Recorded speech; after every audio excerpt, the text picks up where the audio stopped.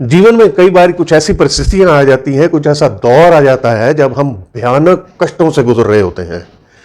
सब कुछ ठीक चलता होता है, लेकिन अचानक कुछ ऐसा समय शुरू हो जाता है जब बार बार बीमार होने लग जाएं, इतने बीमार हो जाएं कि हॉस्पिटल तक जाने की नौबत आती रहे, ऑपरेशन होने के भी खतरा बना रहे, या बार बार ऐसे बड़े बड़े नुकसान होते रहे कि ये समझ लीजिए कि जीवन जो है वो एक मृत्यु तुल्य कष्ट से गुजर रहा हो।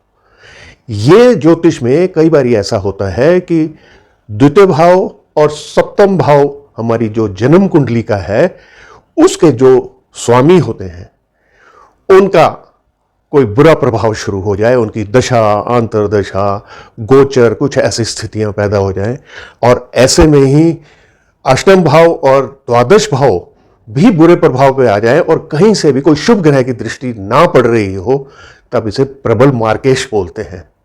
और ये हर व्यक्ति की जीवन में कई बार आता भी है ऐसा मौका। अब ऐसे में क्या करना चाहिए?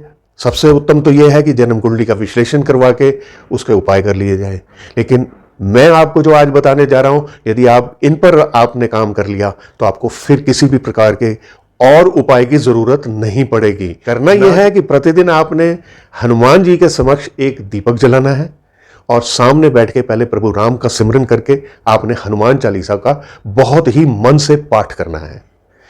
और आपने किसी बड़े मंदिर में जाके जहां पर शिव जी विराजमान हो, यानी शिवलिंग विराजमान हो और वो काले रंग के हों, बस वहां जाकर आपने थोड़ी देर बैठ के ओम नमः शिवाय का जाप करना है मन ही मन, या आप वहां पर महामृत्युंजय मंत्र का पाठ कर सकते हैं। काला शिवलिंग मैंने आपको इसलिए बोला है कि वो आपके शरीर की, आपके ऑरा की सारी नेगेटिविटी जो है वो एब्जॉर्ब करके आपको एक पॉजिटिविटी का वातावरण देंगे। देखिए, आपको ये सब कार्य करना तो विश्वास से ही होगा। अब दो बातें आपको और करनी है। एक बात यह है कि आपको अपने मन में यह विश्वास जागृत करना पड़ेगा कि जैसी भी परिस्थिति आ गई है, मैं इससे निकलने में सक्षम हूं, मेरा ईश्वर मेरे साथ है।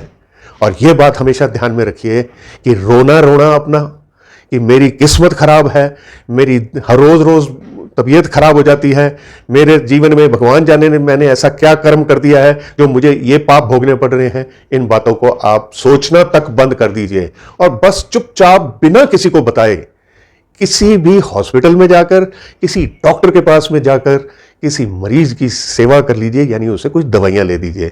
ये सब कुछ नहीं कर सकते तो किसी हॉस्पिटल में जाके थोड़े से फल ही किसी मरीज को दे आइए। बस इस बात को किसी से कहने की जरूरत नहीं है। ऐसा आप नियमित रूप से करते रहें और देखिए 30 दिन लगातार आपको मंदिर जरूर जाना चाहिए। किसी भी दिन से शुरू कर सकते हैं आप इसे।